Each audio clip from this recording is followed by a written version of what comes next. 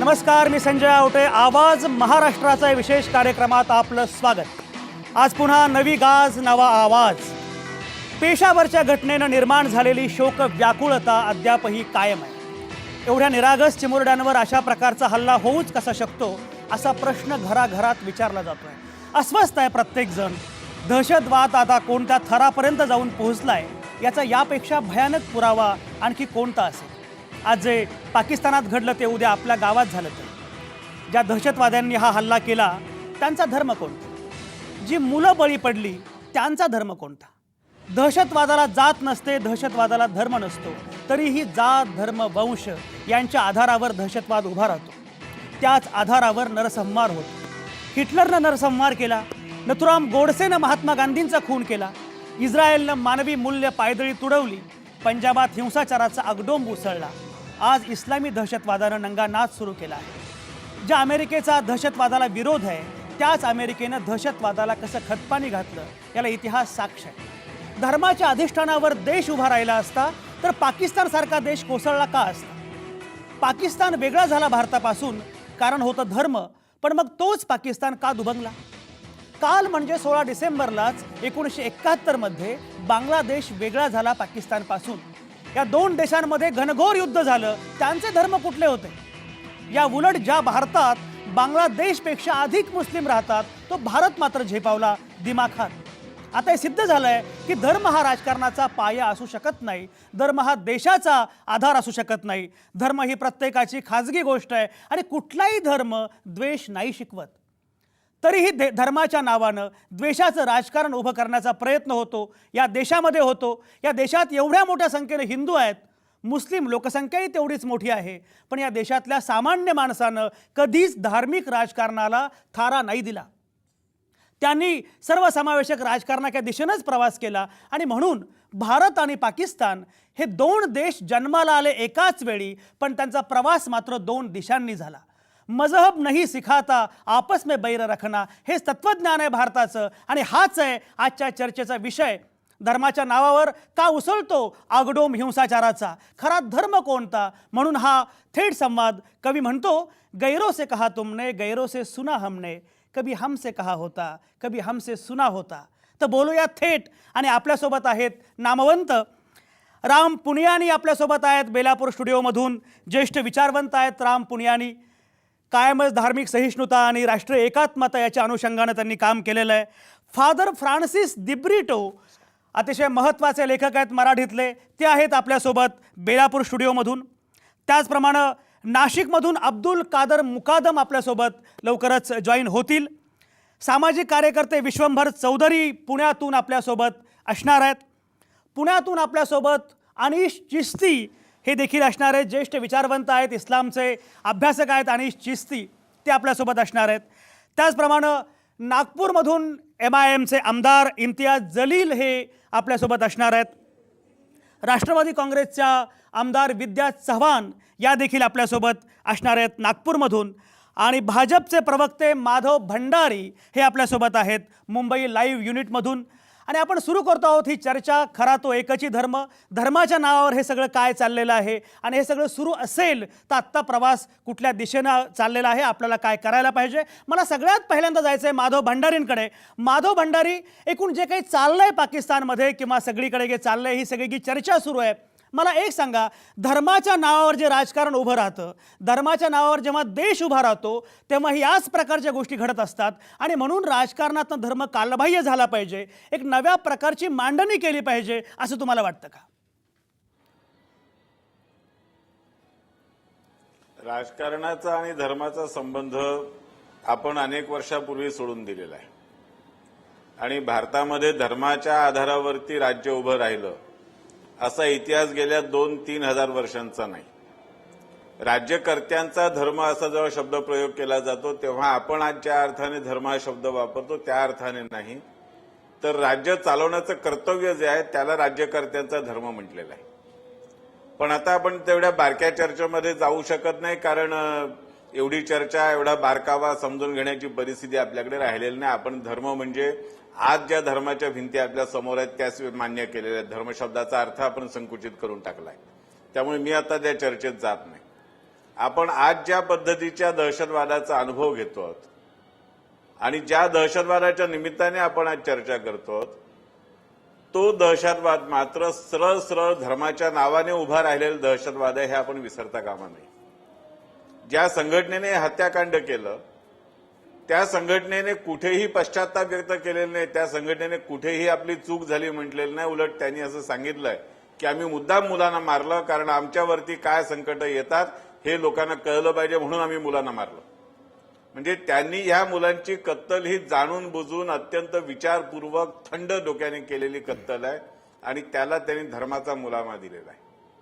आणि हे एकट्या पाकिस्तानमध्येच चाललंय असं नाही, तर इसिसच्या नावाखाली जगाच्या आणखीन वेगवेगळ्या कोपऱ्यांमध्ये हाच प्रकार चालू आहे. या इसिसचा दावा आहे की ज्यांना आमचा धर्म मान्य नाही, ज्यांना आमचं तत्वज्ञान मान्य नाही, जे काफिर आहेत, नॉन बिलिव्हर्स आहेत, त्यांना गुलाम करणं, विशेषतः त्यांच्या स्त्रियांना गुलाम करणं हा आमचा अधिकार आहे, हे आमचं धार्मिक कर्तव्य आहे. आणि ही भूमिका त्यांनी जाहीरपणे मांडली आहे.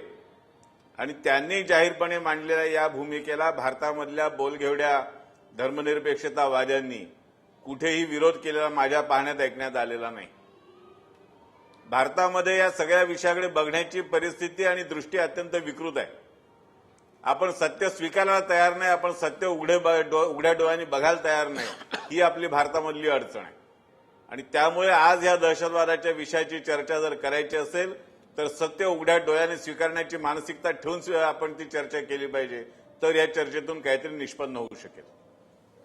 राम पुनिया माधव भंडारींनी जो मुद्दा मांडला तो आता तुम्ही ऐकला असेल की त्यांचं असं म्हणणं आहे की मुळामध्ये हे जे सगळे धर्मनिरपेक्षता मानणारे लोक आहेत ते अनेकदा केवळ बोलत असतात, पण जिथे काही करायला पाहिजे तिथे अजिबात करत नाहीत, ते ढोंगी आहेत असंही म्हटलं जातं. अनेकदा धर्मनिरपेक्षतावादांबद्दल सिडो सेक्युलरिझम असा शब्द वापरला जातो की तुमची धर्मनिरपेक्षता विशिष्ट ठिकाणी कुठे जाते आणि एरवी मात्र तुम्ही फार बोलत असता, अशा प्रकारची भूमिका असते. जेव्हा या प्रकारची चर्चा होते तेव्हा तुमचं म्हणणं काय असतं आणि आता या सगळ्याकडे तुम्ही कसं बघता? जी, इसको मैं दो मुद्दों में रखना चाहूँगा.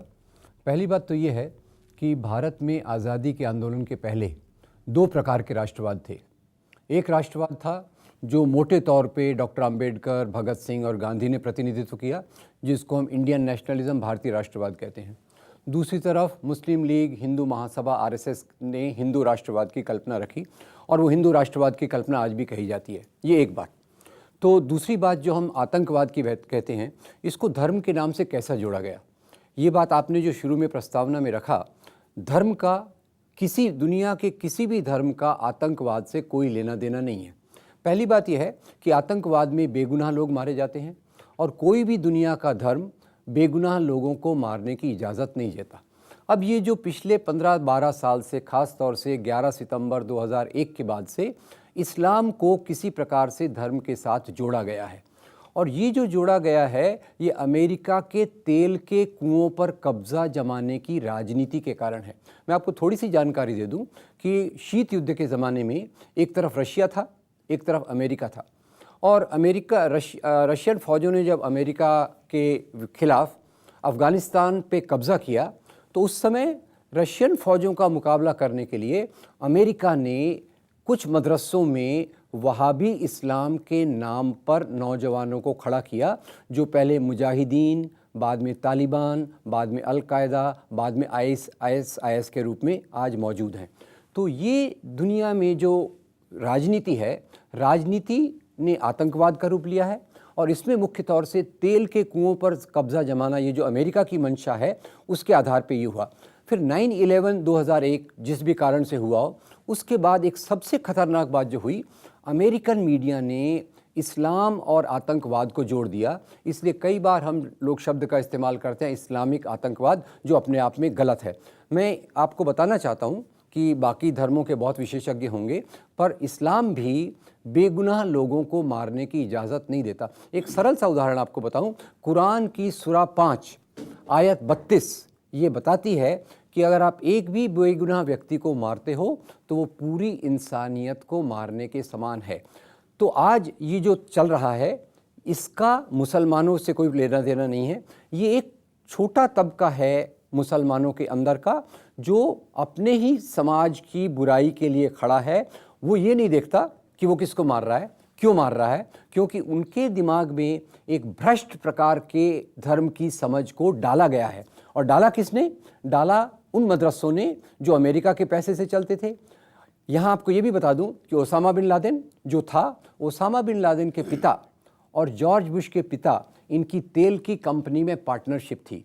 और यही अलकायदा ओसामा बिन लादेन को जो लाया गया, इसको अमेरिका ने $8,000 मिलियन 7,000 टन हथियार दिए, जिसकी मदद से उसने जो खतरनाक काम किए वो किए।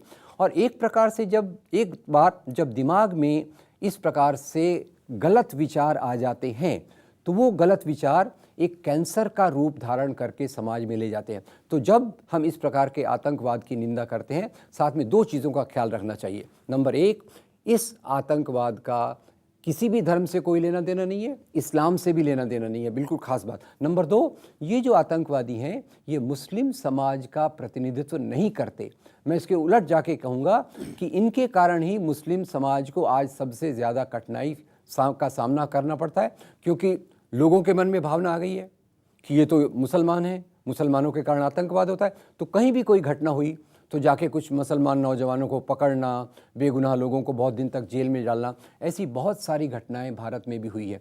अंत में एक मुद्दा मैं कहना चाहूँगा कि पिछले एक बहुत बड़ा सिलसिला चला था आतंकवाद का, और उसकी अंतिम परिणति में आप जरा ख्याल करेंगे तो स्वामी असीमानंद जी ने कोर्ट में अपना बयान दिया था एक मजिस्ट्रेट के सामने। और उन्होंने बयान क्या दिया था? उन्होंने बराबर बताया कि मक्का मस्जिद ब्लास्ट जो हैदराबाद में थी, फिर मालेगांव, अजमेर और समझौता एक्सप्रेस ब्लास्ट में उन्होंने कैसे सुनियोजित तरीके से आतंकवाद कराया, ये किया। तो क्या हम असीमानंद जी को हिंदू धर्म का प्रतिनिधि मान लें? क्या हम उनको हिंदुओं का प्रतिनिधि मान लें? ना असीमानंद जी हिंदू धर्म का प्रतिनिधित्व करते हैं, ना ISIS भी हिंदू धर्म का प्रतिनिधि मानते हैं। हमारे बीच में एक निष्पक्षता होना चाहिए। आप धर्मनिरपेक्ष लोगों पे आलोचना कर सकते हैं, पर मुख्य बात यह है कि आज के इस प्रकार के सांप्रदायिक माहौल में जहां धर्म के नाम की राजनीति समाज में आगे चलती है, लोग खुले तौर पे कहते हैं हम हिंदू राष्ट्र में मानते हैं, ये हिंदू राष्ट्र होना चाहिए, वहां हम कितना भी निष्पक्ष होकर चलें, इस प्रकार के उल्टे आरोप हमारे ऊपर, झूठ हमारे ऊपर मतलब धर्मनिरपेक्ष लोगों पर लगाया जाता है, वो अपने आप में एक सांप्रदायिकता की निशानी है। तो मेरी अपील ये है कि हम एक संकीर्ण सोच से ऊपर उठकर सभी धर्मों की मानवता, जैसे हमारे साने गुरु जी कहते हैं, खरा तो एकची धर्म जगाला प्रेम अर्पावे, वास्तव में वही धर्म है। और उसके अलावा जो है वो धर्म के नाम पर की जाने वाली खतरनाक राजनीति है, जिसने आज कैंसर का रूप ले लिया है और वो अंधे तरीके से समाज के बेगुनाह लोगों को मार रही है। वो एक तरफ से मारे, दूसरे तरफ से मारे। अभी आपको एक अंतिम बात बता दूं कि 2008 में नॉर्वे में एक नौजवान था, उसका नाम था एंडर्स बर्लिंग ब्रेविक। उसने 1500 पेज की एक किताब लिखी है। उसने 120 पेज में ये एक प्रकार की धार्मिक राजनीति का उसने सपोर्ट किया है और उसी ने 86 नौजवानों को मारा। तो क्या हम ये कहें कि एंडर्स बर्लिंग ब्रेविक ये ईसाइयों का प्रतिनिधि है, ये ईसाई धर्म के कारण है? कोई भी इस प्रकार की सोच रखने वाले जो दूर दूर से भी धर्म को और आतंकवाद को जोड़ते हैं, वो मेरे ख्याल से एक कम्युनल माइंडसेट, सांप्रदायिक सोच के शिकार हैं, ऐसी मेरी मान्यता है। राम पुणे यांनी अतिशय विस्तारानं तुम्ही तुमची सगळी भूमिका मांडलेली आणि ही भूमिका सगळ्यांनीच विस्तारानं मांडणं अतिशय आवश्यक आहे।